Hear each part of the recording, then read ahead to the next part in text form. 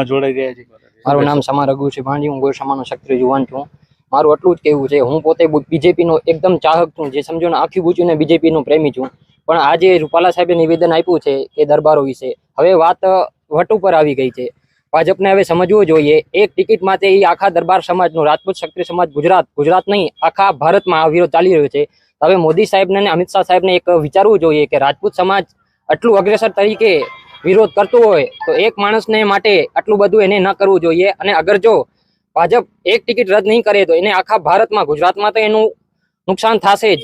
ભાજપ આખું સમજી લો કે આખા ગુજરાતમાં તો થશે જ, પણ આખા ભારતમાં થશે. હું પોતે છું ને, મારો 33 વર્ષની ઉંમર છે, ભાજપ સિવાય હું ક્યારે કઈ વિચારતો નથી, મને સપનું પણ ના આવે. હું પણ એકદમ સમજી લો ને કટ્ટર ભાજપી છું. પણ જ્યારથી આ રૂપાલા સાહેબ બોલ્યા છે કે દરબાર સમાજ વિશેની વાત છે, તો હું મેં નક્કી કર્યું છે અગર જો રૂપાલા સાહેબની ટિકિટ રદ નહીં થાય હું આખી મારી લાઈફ સુધી ભાજપ વિરુદ્ધ વોટ કરીશ ને મારા જેટલા પણ લાગતા છે એ હું વિરોધ વોટ કરાવીશ. ભાજપ સાથે તમે જોડાયેલા છો? ભાજપ જોડાયેલો નથી, ઈચ્છાથી ભાજપની પ્રેમું છું. હવે આના હજી સુધી આનો નિર્ણય નથી લેવાયો, હજી સુધી કોઈ એવી પ્રતિક્રિયા નથી આવી.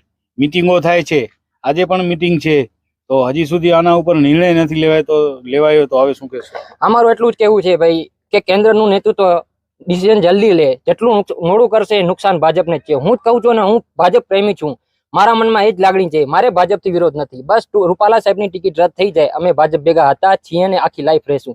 પણ ટિકિટ રદ નહીં થાય હું તો વોટ નહીં આપું. મારાથી જેટલા વોટ ભાજપના વિરોધમાં દેવાશે હું એટલી ટ્રાય કરીશ. એટલે આ મારા એકની વાત નથી, આખો ક્ષત્રિય સમાજ બધાના વિચાર એ જ છે કે ભાઈ રૂપાલાની ટિકિટ રદ કરો, અમે ભાજપ પ્રેમી છીએ અને રહેશું. અગર જો તમે ચાહતા હો તો. મને નથી લાગતું ભાજપને કઈ ક્ષત્રિય સમાજને ગણતી નથી, ગણતી હોય તો અત્યાર સુધી ટિકિટ એમની રદ કરી નાખી હોય. એટલે ભાજપને વહેમ છે કે ક્ષત્રિયો એક નહીં થાય, મને લાગે છે એના કારણે જ ભાજપ ડિસિઝન નથી લેતી. ક્ષત્રિય સમાજને પણ હું કહીશ કે તમે વિરોધ કરે છે પણ હજી પણ જોડાવો એમાં અને ભાજપને કરી બતાવો, એને ટિકિટ રદ કરવી પડે. મારું બસ એટલું જ કહેવું છે.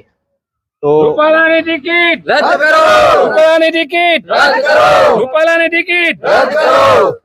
વિરોધની 26